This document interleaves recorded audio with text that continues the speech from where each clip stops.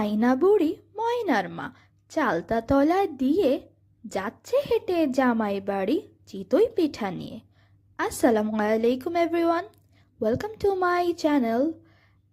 এই ছড়াটা না আজকে অনেক মনে পড়ে গেল, কারণ আজ আপনাদের সাথে আমি শেয়ার করতে যাচ্ছি চিতই পিঠার একটি রেসিপি। তো চলুন দেখে নেওয়া যায়। আপনারা যারা আমার চ্যানেলে নতুন দেখছেন তারা সাবস্ক্রাইব করে দিবেন এবং বেল আইকন ক্লিক করে দিবেন, যাতে নেক্সট আমার ইউনিক রেসিপিগুলো আপনারা পেতে পারেন।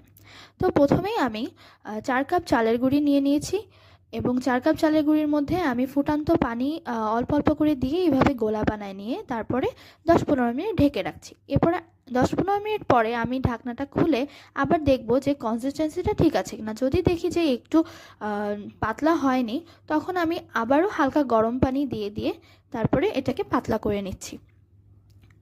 তারপরে চুলোয় মিডিয়াম আঁচে রেখে ছাঁচটাকে অনেক গরম করে নিতে হবে আর তেল ব্রাশ করে নিতে হবে। তারপরে একে একে পিঠাগুলো দিয়ে দিচ্ছি।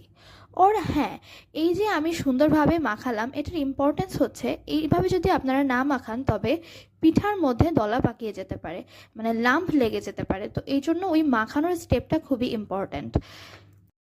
আপনাদের কাদের কাদের চিতই পিঠে পছন্দ কমেন্ট বক্সে জানিয়ে দিন, এবং আপনারা কোন কোন জায়গা থেকে আমার এই ভিডিওটা দেখছেন কমেন্টে জানিয়ে দিন। এই যে দেখুন আমার চিতই পিঠা হয়ে গেছে, এখন আমি উঠিয়ে নিচ্ছি। ঠিক এইভাবে একটা ছুরির সাহায্যে ভালোভাবে নিচের থেকে উঠিয়ে নিচ্ছি। দেখুন কি সুন্দরভাবে উঠে গেল। এই একে একে এইভাবে সব কয়টি পিঠে বানিয়ে ফেলতে হবে। এই যে দেখুন আমার পিঠেটা যে পারফেক্ট হয়েছে তার প্রমাণ হচ্ছে এরকম জালি জালি হবে। এখন আমি 1 লিটার পানির মধ্যে 1 কাপ গুড় মিশিয়ে জাল করে নিয়ে তার মধ্যে দুধ ঢেলে দিচ্ছি। অবশ্যই এখানে সতর্ক থাকতে হবে, দুধ দেওয়ার পরে আর জাল দেওয়া যাবে না, তাহলে দুধ ফেটে যেতে পারে। তো আপনারা এই বিষয়টি খেয়াল রাখবেন। পর আমি গরম গরম পিঠাগুলি এই মিশ্রণের মধ্যে ছেড়ে দিচ্ছি। এরপরে এটিকে আমি সারা রাত ঢাকনা দিয়ে ঢেকে রেস্টে রেখে দেব এবং সকালে পরিবেশন করব। তাহলে আমরা দেখতে পাবো যে কতটা সফট হয়েছে পিঠাগুলা। Good food, good life. Stay with Dabbling kitchen.